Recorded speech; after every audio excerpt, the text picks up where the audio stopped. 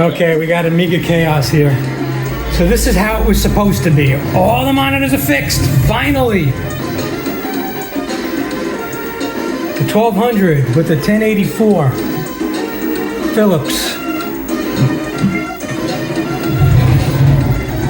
We got the Amiga 500 Plus with the Pi Storm in it, running Caffeine OS on an LCD.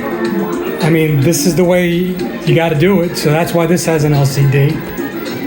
And the Amiga 500 with the ACA 500 Plus with the 1084.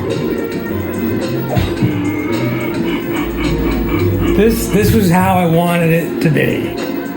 Exactly this. Everything's working. I'm happy. It cost me less than $300 to fix both monitors. Good deal.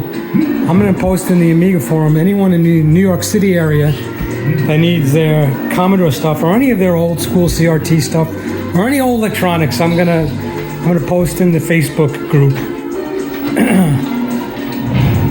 this individual's company. But yeah, I am happy. How it should be.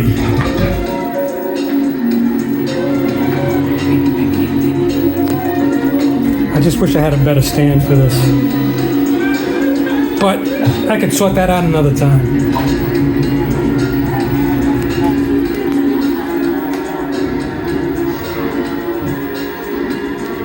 Mission accomplished.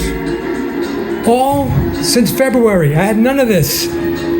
None of this. February of last year. March, April, May, June, July, August. This is 6 months of acquisition. And I'm glad I delved back into this because this makes me happy, really happy.